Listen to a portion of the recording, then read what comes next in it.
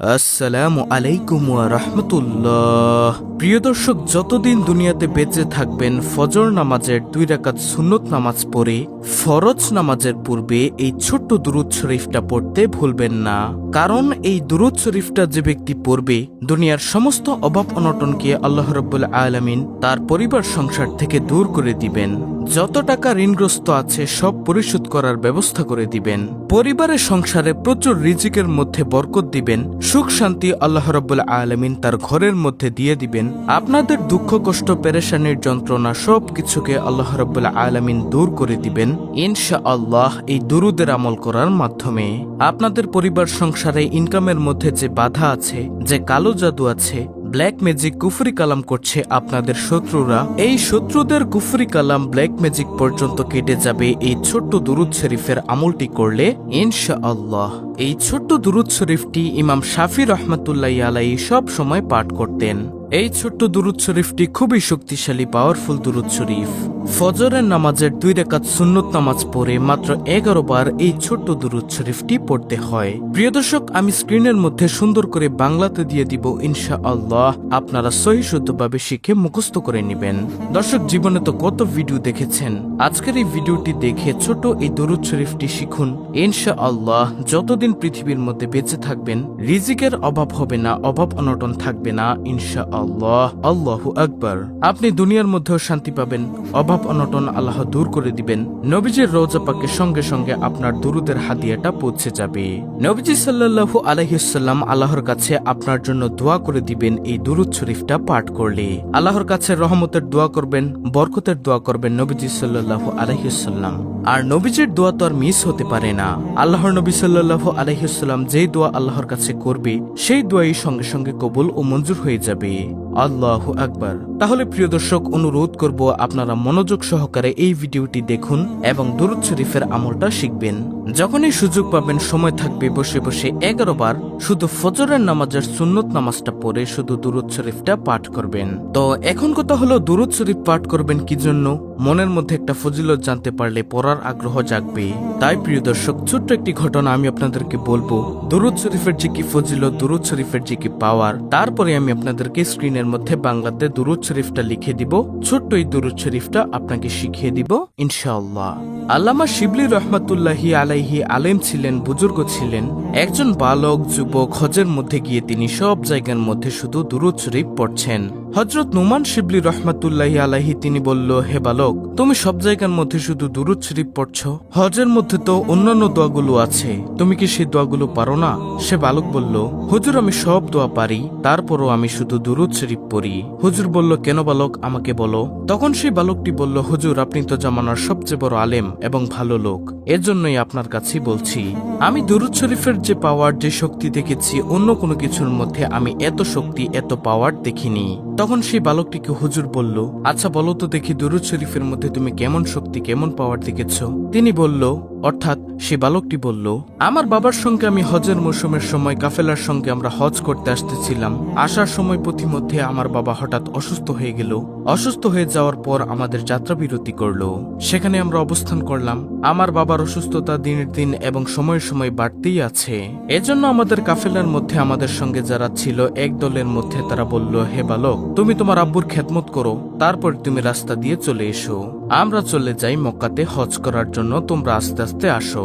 তখন সেই বালকটি বলল, আমাদের কাফেলার লোকগণ সবগুলো চলে গেল এবং আমি আমার আব্বুর খেদমত করছিলাম।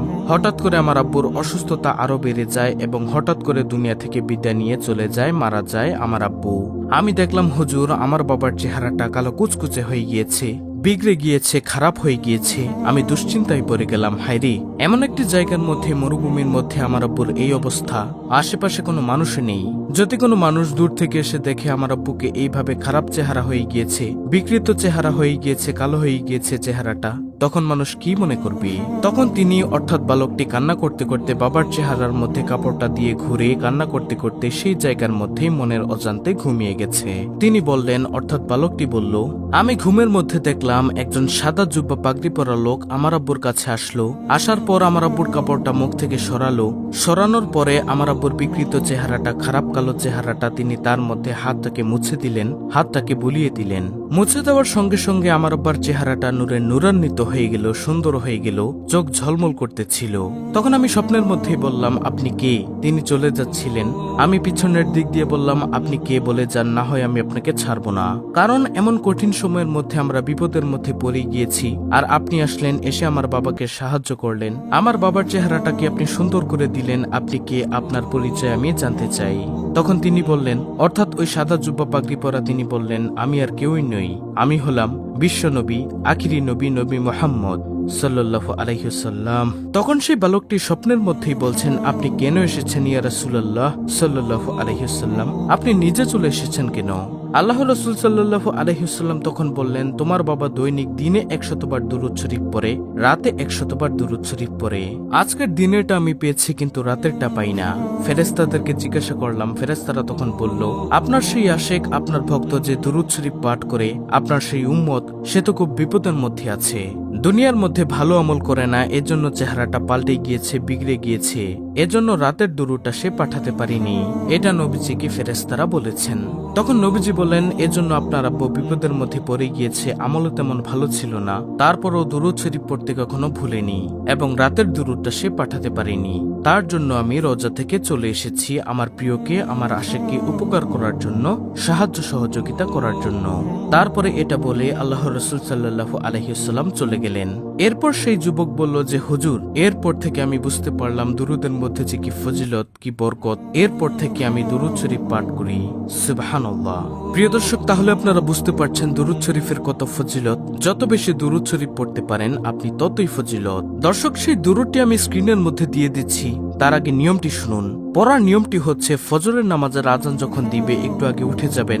আজান দিলে সঙ্গে সঙ্গে উঠে ওযু করবেন, সুন্দর করে ওযু করে 2 রাকাত সুন্নত নামাজ আদায় করবেন। আদায় করার পর ফরজ নামাজের আগে এই দুরূদটি 11 বার পাঠ করবেন। আর সেই ছোট্ট দুরূদ শরীফটি হলো, আল্লাহুম্মা সাল্লি আলা মুহাম্মদ কুল্লামা যাকারহুজ যাকিরুন ওয়া কুল্লামা গাফালা আন যিকরিহিল গাফিলুন। প্রিয় দর্শক, আমি আবার বলছি, ভালো করে শুনুন, স্ক্রিনশট নিয়ে নিন। আল্লাহুম্মা সাল্লি আলা মুহাম্মদ কুল্লামা যাকারহুজ যাকিরুন ওয়া কুল্লামা গাফালা আন যিকরিহিল গাফিলুন। এটি হলো সেই ছোট্ট দুরূদটি। খুবই পাওয়ারফুল একটি দুরূদ। যেভাবে নিয়মটি বলে দিয়েছি আপনারা সেভাবে প্রতিদিন আমলটি করবেন। তারপরে মুনাজাত ধরবেন। মুনাজাতের মধ্যে আপনার সকল চাওয়া পাওয়াগুলো মুনাজাতের মধ্যে তুলে ধরবেন। দুরূদটি অবহেলা করবেন না ইনশাআল্লাহ। টাকা পয়সা, ধন সম্পদ আপনার চতুর্দিক থেকে আল্লাহ রাব্বুল আলামিন আপনাকে দিয়ে দিবেন ইনশাআল্লাহ। অত্যন্ত গুরুত্বপূর্ণ একটি ভিডিও। ভিডিওটি ভালো লাগলে অবশ্যই চ্যানেলটিকে সাবস্ক্রাইব করে পাশে থাকা বেল বাটন অল বাজিয়ে দিবেন। ভিডিওটিতে একটি লাইক দিবেন এবং কমেন্টে আমিন লিখবেন, এবং অন্য মুসলিম ভাই বোনদের কাছে ভিডিওটি শেয়ার করে দিবেন, যেন তারাও দেখে শিখে আমলটি করতে পারে। আল্লাহ রাব্বুল আলামিন আমাদের সকলকে নবীজি সাল্লাল্লাহু আলাইহি ওয়াসাল্লামের উপর দুরূদ শরীফের আমল নিয়মিত করার তৌফিক দান করুন।